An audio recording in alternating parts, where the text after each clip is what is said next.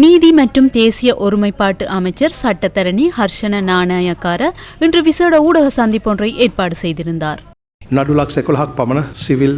Civil மற்றும் குற்றச்செயல்களோடு தொடர்புடைய 11 லட்சம் வழக்குகள் நீதிமன்றத்தில் நிலுவையில் உள்ளன. தற்போது புதிய நீதிமன்றங்கள் ஸ்தாபிக்கப்படுகின்றன. உயிர்த்த ஞாயிறு தாக்குதல் தொடர்பான வழக்கை 3 அடங்கிய நீதிபதிகளின் தலைமையில் முன்னெடுத்துச் செல்கின்றோம். அதேபோன்று மேலும் மற்றொரு ஊழலோடு தொடர்புடைய வழக்கு பகிரங்கப்படுத்தப்பட்டுள்ளது. அதற்கு மேலதிகமாக அடுத்த வாரம் அல்லது எதிர்வரும் 2 வாரங்களில் 2 புதிய நீதிமன்றங்களை திறக்கவுள்ளோம். அதன் பின்னர் புதுக்கடையில் மேலும் 5 நீதிமன்றங்களை ஸ்தாபிக்க நடவடிக்கை எடுத்துள்ளோம். வழக்குடன் தொடர்புடைய விசாரணைகளை துரிதப்படுத்துவதற்கு ஒத்துழைப்பு வழங்குமாறு பிரதம நீதியரசர் பிரீத்தி பத்மன் சூரசேன நம்மிடம் கோரிக்கை விடுத்துள்ளார். அதேபோன்று அந்த வழக்குகளை நிறைவு செய்வதற்கான திறமையான நீதியரசர்கள் நியமிக்க உள்ளதாகவும் அவர் அறிவித்துள்ளார். புதிதாக அமைக்கப்படவுள்ள நீதிமன்றங்களில் 1 அல்லது 2 நீதிமன்றங்கள் ஊழலோடு தொடர்புடைய வழக்குகளை விசாரணை செய்வதற்கான நீதிமன்றங்களாக இருக்கும் என எதிர்பார்க்கின்றோம். அதாவது 2 வாரங்கள் அல்லது 1 மாத கால பகுதியில் புதிதாக 7 நீதிமன்றங்களை ஸ்தாபிக்கும் இயலுமை இருக்கின்றது. இந்த வருடத்தின் மத்திய பகுதியில் அல்லது அதற்கு முன்னர் இந்த செயற்பாடுகள் விரைவுபடுத்தப்படும் என்று நம்புகின்றோம். பிரதம நீதியரசர் பிரீத்தி பத்மன் சூரசேனவுக்கு நன்றி தெரிவிக்க வேண்டும். அவரின் தலைமையிலேயே இந்த செயற்பாடுகள் முன்னெடுக்கப்படுகின்றன.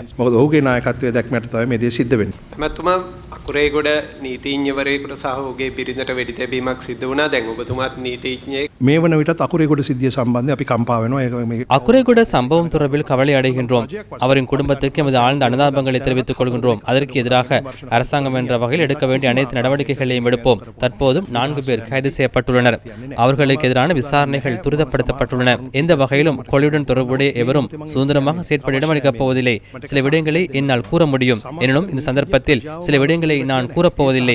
அந்த விடயங்கள் இந்த சந்தர்ப்பத்தில் தேவையும் இல்லை. எனினும் என்னால் ஒரு உறுதிமொழியை வழங்க முடியும். முழு சட்ட கட்டமைப்பும் ஆபத்தில் சிக்கவில்லை. அந்த உறுதிமொழியை என்னால் வழங்க முடியும். நான் அமைச்சராக முன்னர் 25 வருடங்கள் குற்றச் செயல்களோடு தொடர்புடைய வழக்குகளை முன்னெடுத்துள்ளேன். நானும் குற்றங்கள் இழைத்துள்ளதாக தெரிவிக்கப்படும் பிரதிவாதிகளுக்கு எதிராக மன்றங்களில் ஆஜராகியுள்ளேன்.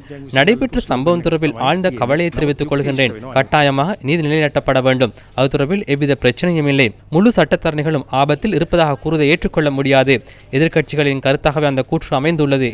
எனினும் கட்டாயமாக நீதி நிலைநாட்டப்படும். அது தொடர்பில் எவ்வித பிரச்சனையும் இல்லை.